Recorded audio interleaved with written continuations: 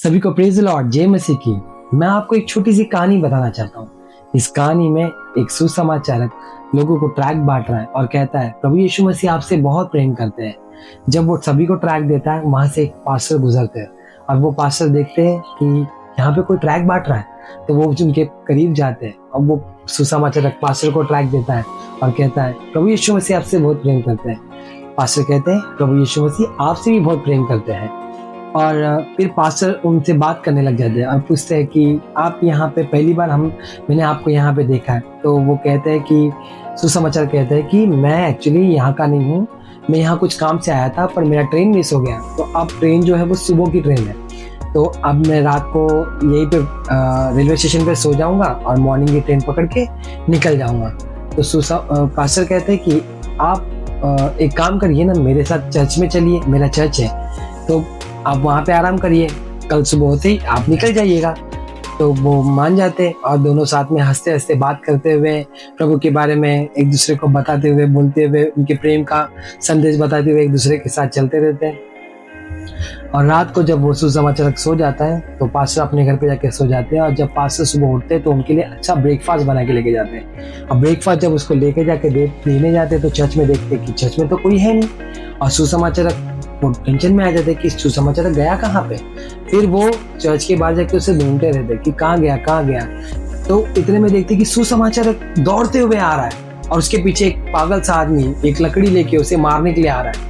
और सुसमाचारक भाग रहा है और वो पास्टर को बोल रहा है आप भी भागिए। और ये दोनों मिलके भागने लगे। ये दोनों मिलके भागते भागते अचानक में चर्च के पास पहुंचे। और चर्च के पास पहुंचते ही इन्होंने कैसे तैसे करके सुसमाचारक ने चर्च में उस पागल को धक्का दिया और बाहर से दरवाजा बंद कर दिया। पास्टर बोले ये क्या कर रहे हो तुम, एक पागल को मेरे चर्च में लेके आए हो। सुसमाचारक ने कहा मेरा तो काम है कि सुसमाचार देना और ऐसे ही पागलों को आपके चर्च में लाना। अभी आगे का काम आपका है, इस पागल को इंसान बनाने का काम आपका है। तो मैं आपसे यही कहना चाहता हूँ मेरे भाई और बहनों कि प्रभु की शिक्षाओं को देकर कहीं ना कहीं हम भी ऐसे ही पागल थे। मैं तो ये कह सकता हूँ कि हम कहीं ना कहीं जानवर के समान थे, लेकिन आज परमेश्वर की शिक्षा देके हमें डिसिप्लिन में लाने के लिए, हमें प्रभु के राज्य में बढ़ाने के लिए हमारे पास्टर ने बहुत मेहनत किया है। मैं एक वचन पढ़ना चाहता हूँ, पहला तीमुथी 5:17, जहाँ पे लिखा है जो प्राचीन अच्छे प्रबंध करते हैं, विशेष करके वे जो वचन सुनाने और सिखाने में परिश्रम करते हैं, 2 गुना आदर के योग्य समझे जाए। मैं आपको ये वचन के द्वारा उत्साहित करना चाहता हूँ कि आज अक्टूबर में सभी लोग पास्टर डे करके पास्टर प्रशंसा दिन को बनाने वाले हैं। आप भी अपने चर्च में पास्टर प्रशंसा दिन को बनाएं। अपने पास्टर के लिए कुछ तोहफे लेके जाए, उन्हें थैंक यू बोलिए, उन्हें गले लगाइए। क्योंकि एक समय ऐसा है जब आप बीमार थे तो आपके लिए प्रार्थना करने वाले वो थे। आप जब मुसीबत थे तो आपने उस समय में पास्टर को फोन किया और आपके लिए प्रार्थना करने वाले वो थे।